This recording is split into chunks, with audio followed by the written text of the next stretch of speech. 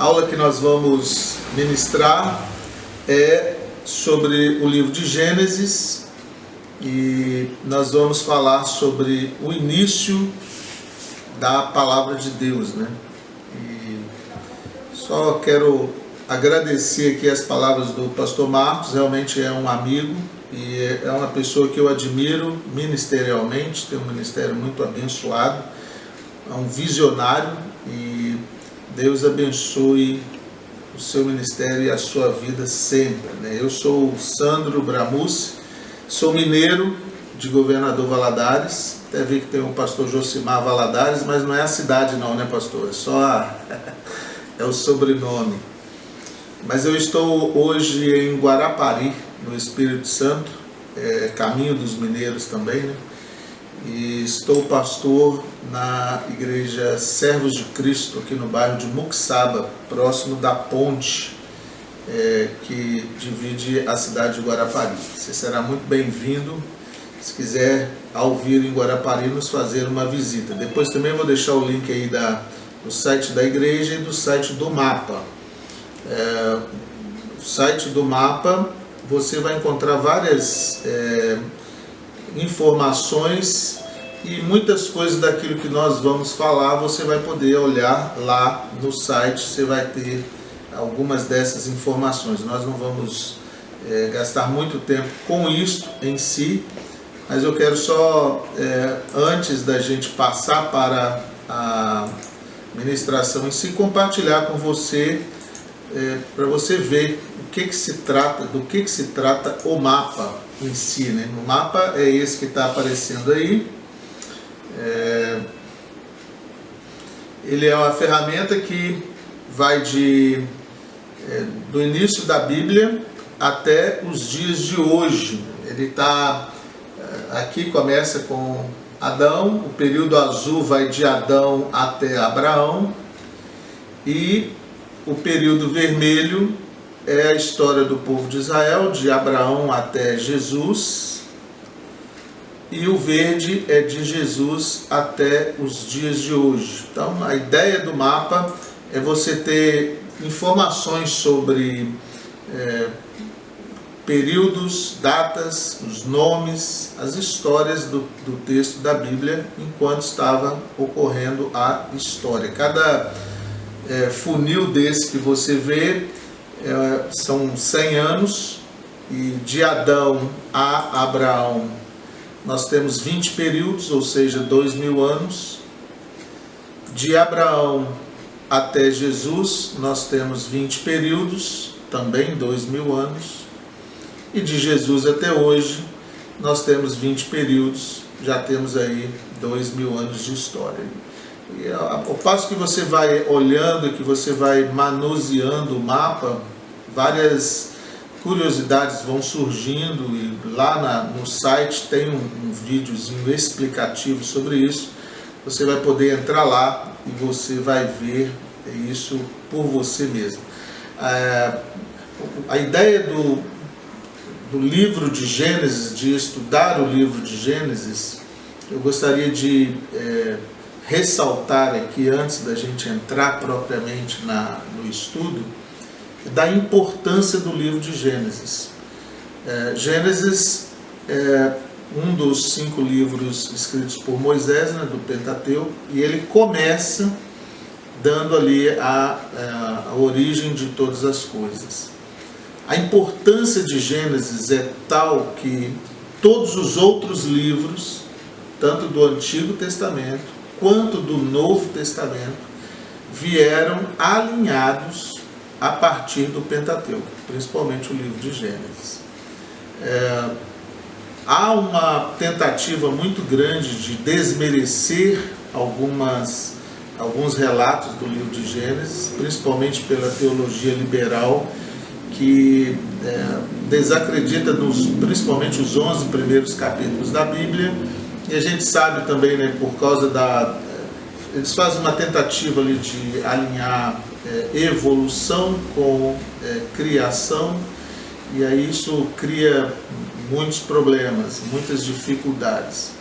Eu quero dizer para você que está me ouvindo, para você que está aqui na sala, que eu creio na Bíblia de capa a capa, creio também na capa, quando diz ali Bíblia Sagrada, eu entendo que é realmente o texto sagrado, é realmente o que Deus quis dizer a mim e a você. E é a partir disto, né, a partir desta informação, que nós vamos fazer o estudo, né? Se você tiver qualquer dúvida ou qualquer dificuldade quanto ao texto, a gente pode falar disso numa outra hora, num outro local. Como o pastor Marcos disse, ele vai disponibilizar meu telefone. Eu vou ter um imenso prazer em falar com você pessoalmente. Não é o que nós vamos tratar aqui. Nós vamos partir do princípio que nós cremos na palavra de Deus como ela é, como ela está, né? Assim, a Bíblia não é um livro que contém a palavra de Deus, ela é a palavra de Deus. A diferença de um termo e outro é que se ela apenas contivesse a palavra de Deus, eu poderia pegar outro livro de história, de geografia, de sociologia, de bibliologia e também mostrar que também contém a palavra de Deus. Mas não é assim. Nós cremos que a Bíblia é tudo aquilo que Deus quis dizer a mim e a você, está aqui. Tudo aquilo que Deus tem para a humanidade. Não essa geração, não a geração passada, não a geração futura, mas todas as gerações está aqui. A Bíblia é um livro vivo, ou seja, mesmo que os fatos narrados lá eles pertencem a uma geração, a um povo, né? Nós vamos estudar a história do início do povo de Israel, vários outros povos ali perto, mas quando nós olhamos e quando nós vemos o propósito de Deus, o projeto de Deus para aquela geração, ela é estendida para todas as gerações, né? Ela livro fantástico, né? A palavra de Deus é fantástica. É isso que a Bíblia quer dizer quando ela diz que um dia para Deus é como 1000 anos como um dia. Ou seja, o projeto de Deus para aquela época é o mesmo para as gerações futuras e as que ainda estão à nossa frente. Então partindo desse princípio que nós estudaremos o livro de Gênesis. Uma outra ressalva que eu preciso fazer, antes da gente começar mesmo no texto, é que a partir de Gênesis, Deus está trazendo para nós, trazendo para a nossa memória, o projeto da salvação. Logo no início, ali, né, do capítulo 3 de Gênesis, nós vamos estudar sobre a origem do pecado e o afastamento do homem de Deus. E a partir daí, começa-se um projeto para a salvação do homem, para trazer o homem de volta para Deus, de onde nunca deveria ter saído, né? É claro que ao criar o homem, Deus o deu livre arbítrio. Então, por causa disso, tem todo ali um contexto, tem toda uma história, tem todo um processo de Deus para isso acontecer. E isso é o que eu chamo de salvação através dos séculos. Nós vamos ver ali no livro de Gênesis, e se depois você quiser continuar a sua pesquisa, você dá para traçar linhas de em todas as épocas, em todas as eras, onde nós vemos realmente Deus preservando uma linhagem de onde viria o Salvador. Essa linhagem começa lá no livro de Gênesis, lá no início, né? Lá no princípio. E é isso que eu quero que você tenha em mente quando nós estivermos estudando o livro de Gênesis. Então, sem mais delongas, nós vamos começar aqui com uma pergunta. No princípio, criou Deus os céus e a terra. Esse é o início, né? É o primeiro versículo de Gênesis, capítulo 1, verso 1. Quando ele afirma que no princípio criou Deus os céus e a terra. Que princípio é esse, né? Do que se trata isso? Né? Essa ressalva aqui de baixo eu já fiz, né? A Bíblia não se preocupa em provar a existência de Deus, ela já parte do princípio que nós vamos crer que Deus existe. Mas esse princípio, aonde Gênesis 1 diz que Deus criou os céus e a terra, eu gosto de pensar como um parêntese que Deus abre na eternidade. Deus não criou o homem na eternidade, que isso seria uma contradição de termos, mas Deus criou o homem para a eternidade. Então, Deus abre um parêntese na eternidade, e nesse parêntese ele chama tempo, e assim como houve o primeiro dia, certamente haverá o último dia. A eternidade não tem princípio e não terá fim. Agora, para criar o homem, Deus abre um parêntese na eternidade, cria um ambiente. E por que isso? Por causa do livre-arbítrio. Amor é a condição especial para que o homem vá relacionar-se com Deus. Ao criar o homem nesse ambiente separado, Deus dá uma oportunidade do homem de amar, de demonstrar o amor a Deus.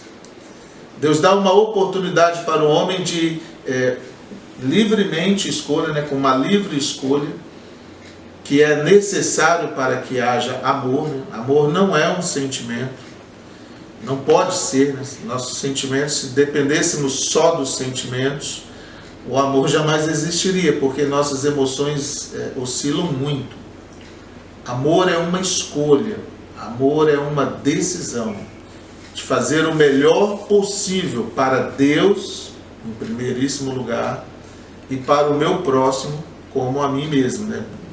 Mateus capítulo 22, do 34 ao 40, Jesus condiciona esses dois mandamentos como o primeiro e o segundo maior mandamento da lei. Então, amor é isso.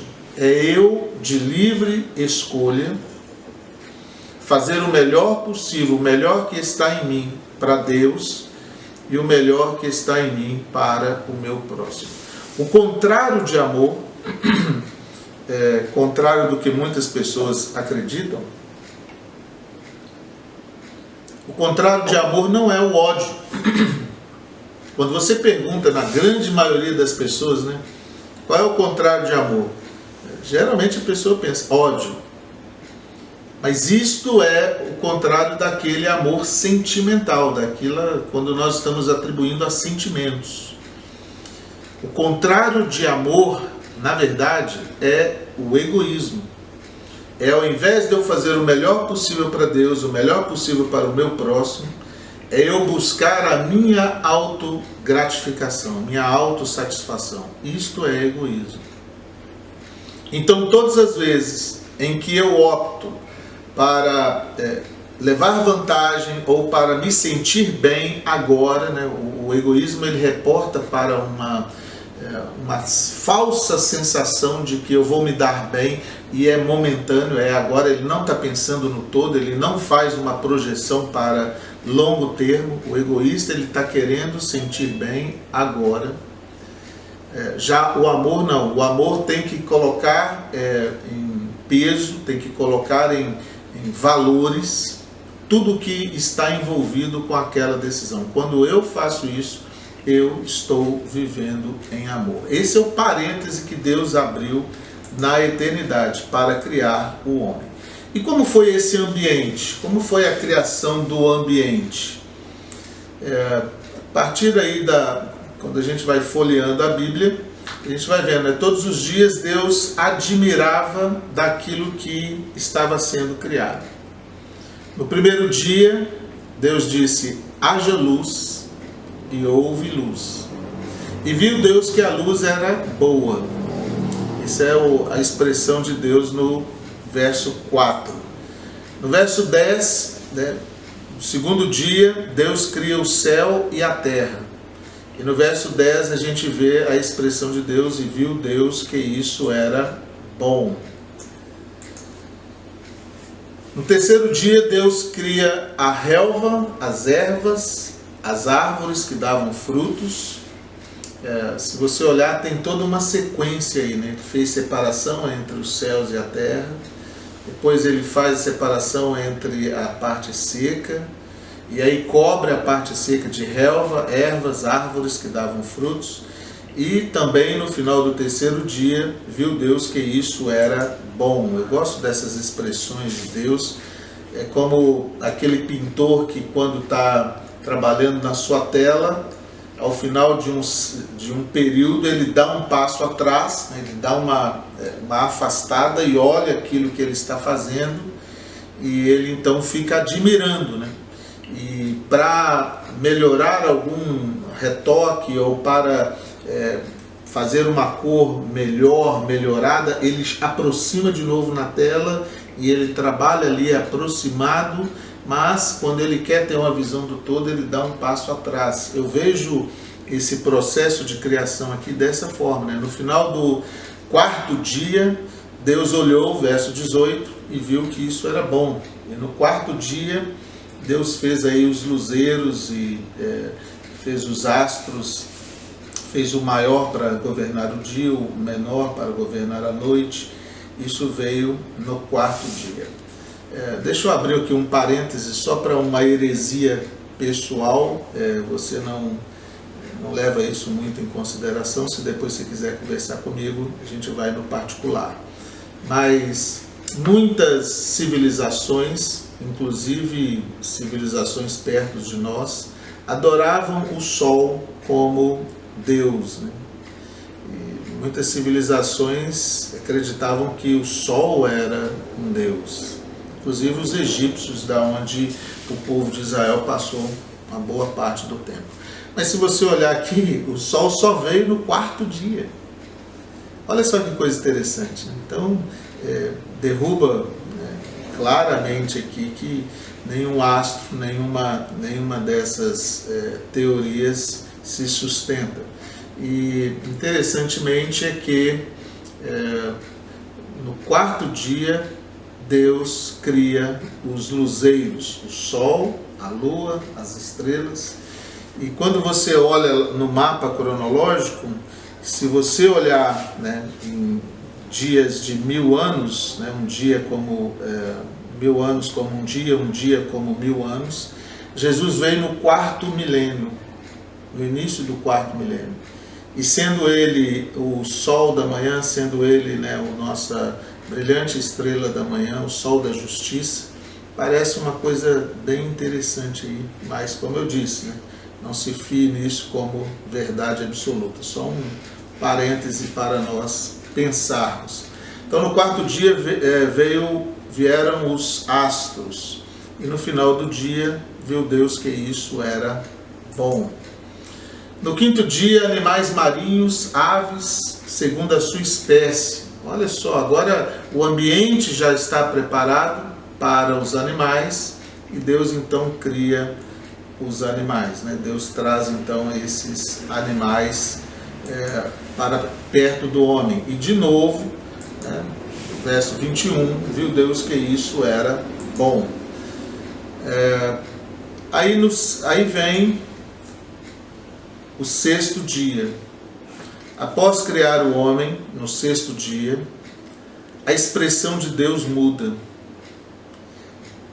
Depois de ter criado o homem, chega ao final do sexto dia, a Bíblia diz: e viu Deus tudo quanto fizera, e eis que era muito bom. Por que essa expressão com mais ênfase aqui, amados? O alvo de Deus ao criar todas as coisas foi criar o homem. Eu posso afirmar, sem sombra de errar, que Deus não fez o homem na eternidade, mas Deus fez o homem para a eternidade. Deus criou o homem para que o homem vivesse com ele eternamente. Deus não criou deuses, mas o fez à sua imagem, conforme a sua semelhança, para ser incluído na família de Deus. Né? João capítulo 1, os versos 11 e 12, a Bíblia diz que ele veio para os seus não o receberam. Mas a todos quanto o recebeu, todos quantos receberam Jesus, deu-lhes o poder de serem feitos filhos de Deus. Deus fez o homem para ter uma relação com ele, eterna. O homem não foi feito por causa do universo. Não é que Deus criou ali o homem, não é que Deus fez o universo. Quando a gente faz uma leitura muito apressada da palavra de Deus, a impressão que dá é essa, que Deus estava fazendo fez um ambiente muito grande e depois se sentiu muito só, vou criar o homem para cuidar de tudo isso daqui. Isso não é verdade. Não foi isso que aconteceu.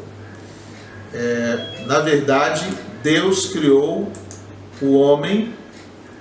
O projeto de Deus era criar o homem, e a partir desta criação, Deus então, para ter um ambiente onde pudesse criar este homem, Deus cria o universo.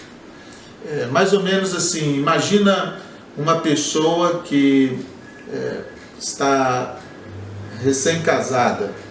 Você já deve ter ido a casas de pessoas que casaram recentemente. Tudo ali o ambiente muito bonitinho, tudo muito tranquilo. Mas quando a mulher engravida, quando o casal engravida, o ambiente da casa começa a modificar. A partir do momento em que vem a notícia, olha, estou grávida, um cômodo da casa já começa a ser reservado, começa a ser preparado, o cômodo da casa começa a ser limpo, os móveis começam a ser trocados. Por quê? Porque alguém muito especial vai chegar ali naquela casa. Alguém muito especial está sendo aguardado. Não chegou ainda. Ele ainda não está presente, mas a ideia de que ele vai chegar já traz ali uma expectativa muito grande que modifica o ambiente. De onde nós pegamos essa ideia? Por que preparamos a roupinha para a mãe sair da maternidade? Por que preparamos o ambiente? E se você olhar um quarto de bebê, tem todo ali um preparo para não oferecer nenhum risco, nenhum perigo para a criança. De onde nós pegamos essa ideia? Quando Deus estava criando o universo, Deus tinha em mente o homem. E sabe, amados, Deus não estava fazendo o universo multicolorido para que o universo fosse bonito. Salmo 19, versos 1 em diante, Salmo 19 diz assim: os céus manifestam a glória de Deus, e o firmamento anuncia as obras de suas mãos. O que Deus estava fazendo ali ao criar o homem, ao criar o universo, imaginando, olha, puxa, quando o homem estiver passando aqui, eu vou colocar um lago para que reflita as árvores do outro lado, e quando o homem estiver passando por aqui, eu quero ver ele contemplar o reflexo dessas multicores de folhas, e ele então vai me glorificar, ele vai me exaltar. E isto traz alegria ao coração de Deus. Os céus manifestam a glória, a majestade de Deus. Quando Deus estava criando o universo, na mente de Deus, o que estava ali era a satisfação do homem, do relacionamento com o homem. E é por isso que nós preparamos o lugar quando engravidamos, quando nós estamos esperando um bebê. Ainda não havia chegado, a criança ainda não havia chegado, mas o ambiente está sendo preparado para que quando ela chegue, tudo esteja no devido lugar. Quando Deus estava criando o universo, Deus estava preparando para que todas as coisas estivessem realmente ali preparadas. Quando o homem chegasse, o homem pudesse receber de Deus, né, aquele ambiente que então daria glória a Ele. Louvado seja o nome do Senhor. A Bíblia fala aí sobre Deus criou o homem à sua imagem, conforme a sua semelhança. A imagem não tem como nós pensarmos em como é que Deus criaria o homem à sua imagem, porque Deus é espírito e como tal não tem forma e não tem corpo. Como é que Deus então diz que criou o homem à sua imagem e sua semelhança? A imagem de Deus é a imagem que Deus tinha para o Filho se manifestar.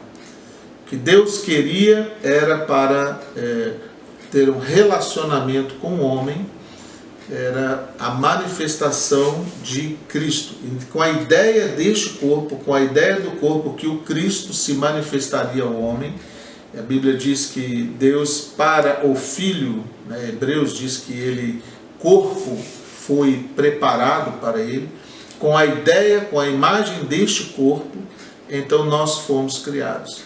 E a semelhança é uma semelhança moral, ou seja, Deus pensa, o homem pensa.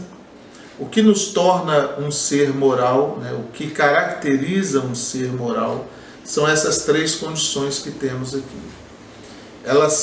Essas três condições são imprescindíveis para que haja responsabilidade moral. A capacidade de pensar, então Deus pensa, Ele criou o homem com essa capacidade. Deus sente, Deus tem sentimentos. Interessante que muitas vezes no relacionamento com Deus a gente se esquece disso, que Deus sente.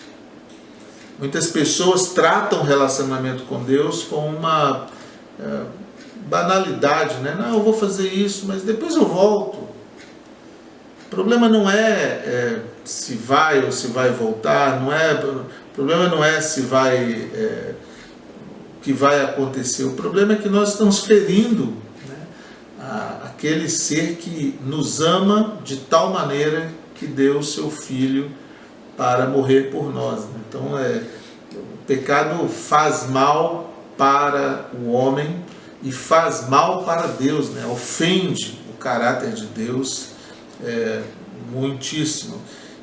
E terceiro aspecto da semelhança moral é que Deus tem liberdade de escolha, Deus tem livre-arbítrio, e Deus criou o homem com esta capacidade.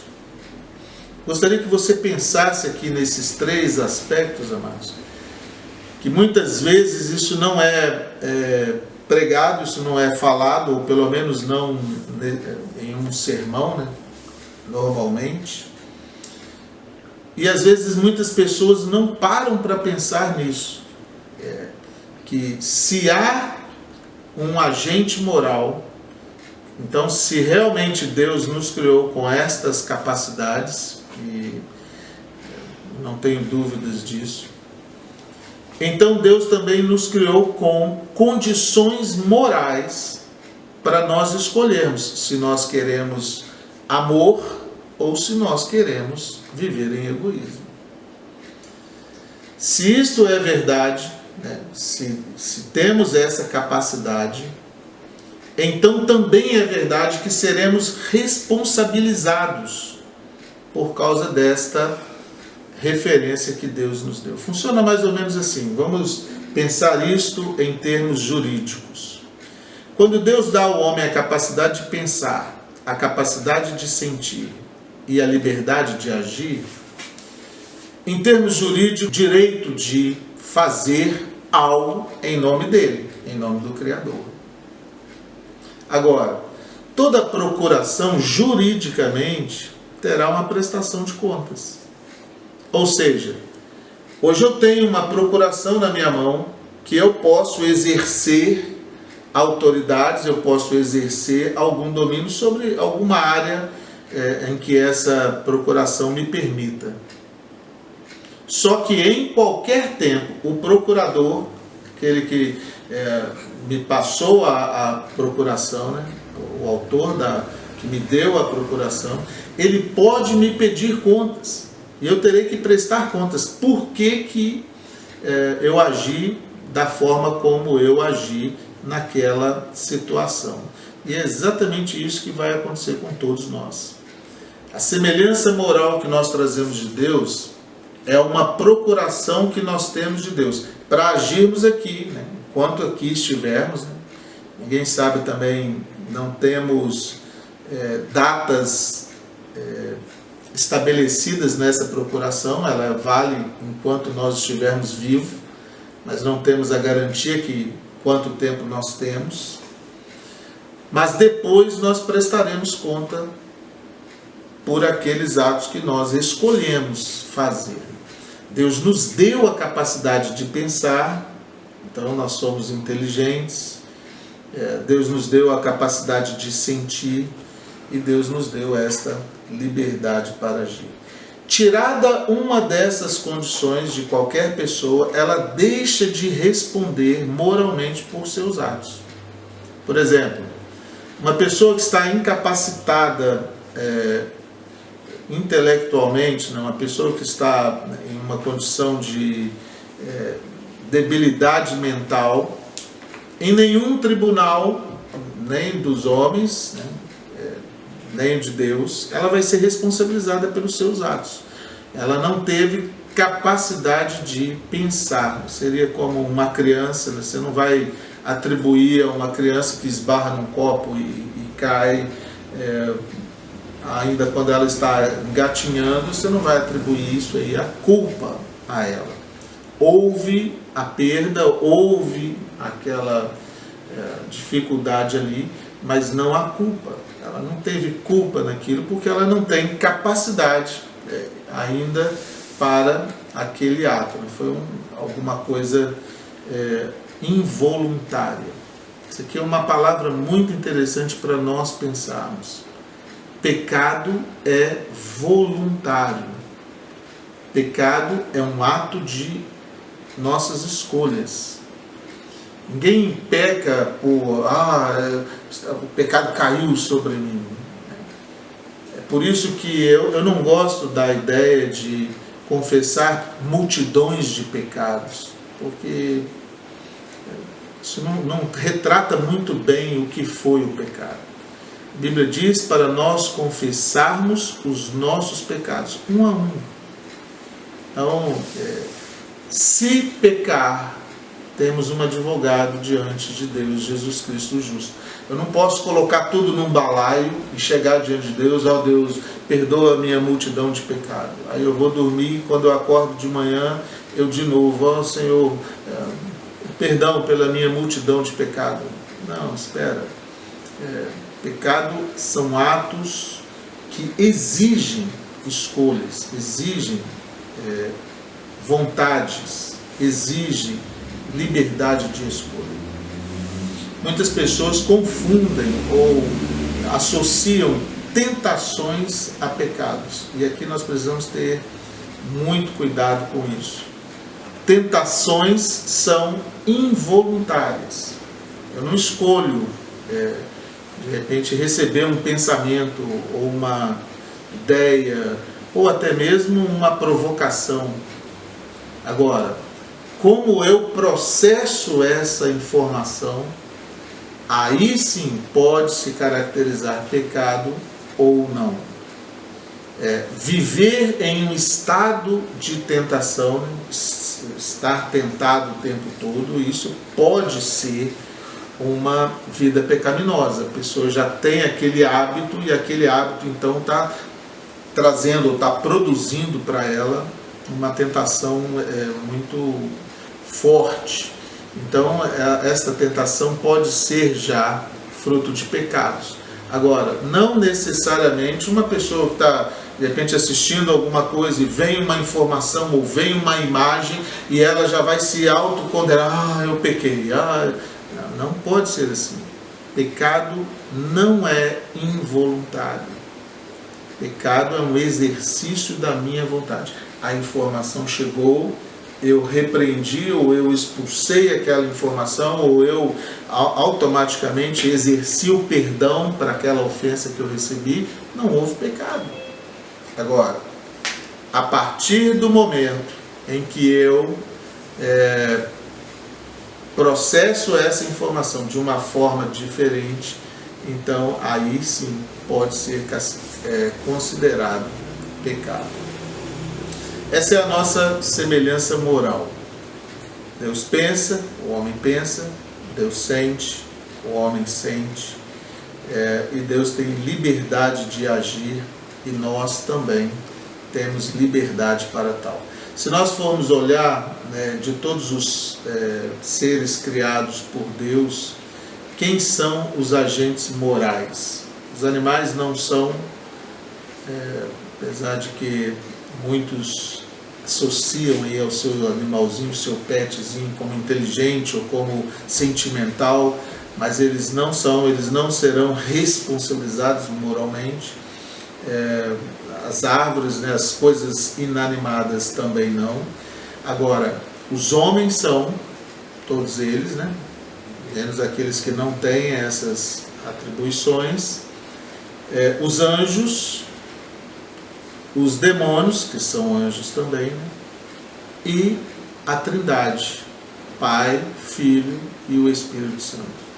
É por isso que uma outra loucura é pensar que, não, de alguma forma, Deus vai ter misericórdia de mim, mesmo eu estando em pecado, mas na última hora Ele vai me colocar para dentro. Que não depende dele. Está vendo? Deus tem também prestações moralmente para Ele falar, para Ele fazer. Ele está comprometido moralmente com a sua palavra. Ou seja, Ele é o governador. Não porque Ele é autoritário, não porque Ele é ditador, mas porque Ele é o que tem mais capacidade para governar.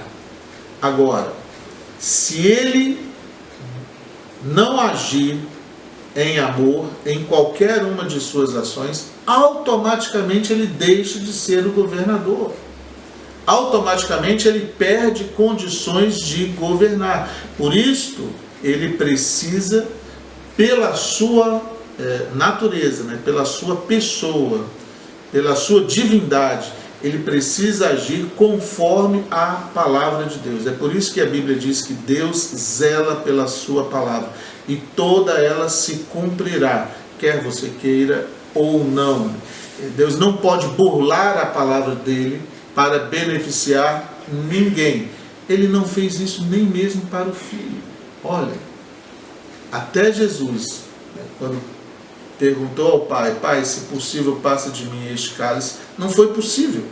E Jesus bebeu o cálice para a nossa salvação. Nós temos ainda 5 minutos e eu gostaria de tratar de um outro assunto aqui com você, que são as árvores que estavam no meio do jardim. No capítulo 2, no verso 9, Deus trata ali de 2 árvores que estavam bem no meio do jardim. E Deus diz assim: olha, de todas as árvores do jardim poderás comer livremente, mas da árvore do conhecimento do bem e do mal não coma, porque no dia em que dela comeres, certamente morrerás. Por que essas 2 árvores? Lembra-se que o agente moral tem a capacidade de pensar, capacidade de sentir, liberdade para agir. Qual era a forma que o homem teria no jardim, no paraíso, de demonstrar o amor dele a Deus? Estas árvores. Então, de todas as criações, Deus traz o homem para o meio do jardim e mostra para ele as 2 árvores e dá a ele 2 ordens. Qual foi a ordem que ele deu ao homem? De todas as árvores comerás livremente, só de uma que não deve comer. Eu vejo isso como Deus dando ênfase na árvore da vida. Olha aí a ênfase que Deus estava dando, falando assim, olha, coma da árvore da vida, coma da árvore da vida. E também Deus tirando a visão do homem da árvore do conhecimento do bem e do mal, falando, olha, não coma da árvore do bem e do mal. Não porque as árvores tivessem alguma coisa diferentes, né? Uma fosse boa para comer, a outra fosse venenosa, não. Todas as coisas criadas são boas. Deus fez isso para dar ao homem a oportunidade de declarar o amor dele a Deus. Porque lembre-se, amor é uma decisão. Se não fosse esta opção de escolha, não fosse essa liberdade que Deus deu aqui ao homem, Deus não, em momento algum, de forma alguma, Ele pode forçar-nos a gostar dele. As árvores no meio do jardim eram oportunidades para o homem fazer a vontade de Deus. Só que nós vemos que o homem fez exatamente o oposto daquilo que Deus havia pedido. O homem comeu da árvore que Deus disse para ele não comer, ao invés de ter comido da árvore da vida. A árvore da vida era a oportunidade do homem de resolver então o seu problema de filiação com Deus. Já a árvore do conhecimento do bem e do mal era uma tentativa de apressar o processo, de chegar mais perto de Deus, mas por uma forma errada. Se você olhar aí os passos da tentação, né, quando você olha o que Deus disse, capítulo 2, versos 16 e 17, Deus disse assim, de toda árvore do jardim, coma livremente. Você está livre, você pode comer de toda árvore do jardim. Mas a serpente mais sagaz do que todos os animais, capítulo 3 de Gênesis, verso 1, ela chega para o homem e fala assim, que Deus é este que fala para você não comer dessas árvores boas que Deus colocou aqui? Esse Deus é mau, porque Ele te coloca no meio de tantas coisas boas para serem comidas, mas pede para você não comer. Que Deus é esse? Se você for olhar, amados, toda tentação é uma tentativa de rebaixar o caráter de Deus nas nossas vidas. Toda ela. Todas as vezes que alguém está sendo tentado, em última análise, o que está acontecendo ali é uma tentativa de rebaixar Deus para aquela pessoa. Geralmente a tentação vem revestida de uma coisa muito que eu quero muito para mim. Olha o egoísmo. O que é o egoísmo? A autogratificação. O que é o amor? Fazer conforme a palavra de Deus. Amar a Deus acima de todas as coisas e amar o meu próximo como a mim mesmo. Mas a tentação vem me mostrando alguma coisa que parece até impossível viver sem. E quando isto é contrário ao que Deus diz, na verdade o que o tentador, né, o processo de tentação ele está querendo dizer para mim e para você é, Deus se enganou. Deus pode ser muito sábio em muitas coisas, mas nesse quesito aqui ele se enganou, porque você não vai conseguir viver sem isso. Você tem direito de ser feliz. Lembra dessa frase? Você merece ser feliz.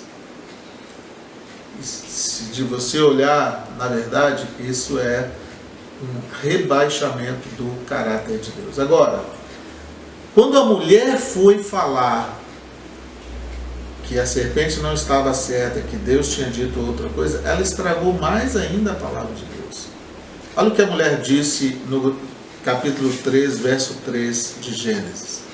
A mulher disse assim: não, de todas as árvores nós podemos comer, só da árvore que está no meio do jardim, que nós não podemos comer, nem tocar nele, porque senão nós vamos morrer. Se você for olhar, Deus não tinha dito nada de tocar. Deus tinha dito que não podia comer. O que a serpente faz então? Toca. E aí, está sentindo alguma coisa? Não. Essa é a diferença de tentação para o pecado. Até aquele momento ali, nada tinha acontecido. Ainda não tinha transgredido o que Deus havia dito, apesar de que ela estava correndo um sério risco. Mas a Bíblia diz que na hora que ela comeu e deu para o seu marido, e o seu marido também comeu, então aconteceu isso aqui, olha. Capítulo 3, versos 22 e 24. Vendo Deus que o homem havia comido da árvore, que ele disse que não era para ter comido, e que agora havia se tornado como ele, conhecedor do bem e do mal, então expulsou o homem do jardim do Éden, e ali colocou então querubins em volta da árvore da vida, para proteger o caminho da árvore da vida. Agora, não mais o homem iria à árvore, agora a árvore viria ao homem, no tempo. Olha bem, até aquele momento ali, o desejo de Deus era que o homem comesse da árvore da vida. Mas agora, uma vez tendo sido afastado de Deus por causa do pecado, se o homem comesse da árvore da vida, o que ia acontecer com ele? Eternizado neste estado pecaminoso. Deus não podia mais permitir isso. Agora a árvore viria ao homem, primeiro como o Cordeiro de Deus, para tirar o pecado do mundo.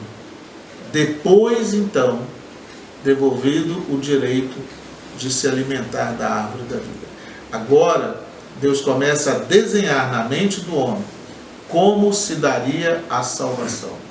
A partir deste momento aqui, nós vamos vendo então Deus desenhando na mente do homem, através das festas, através da lei, através de várias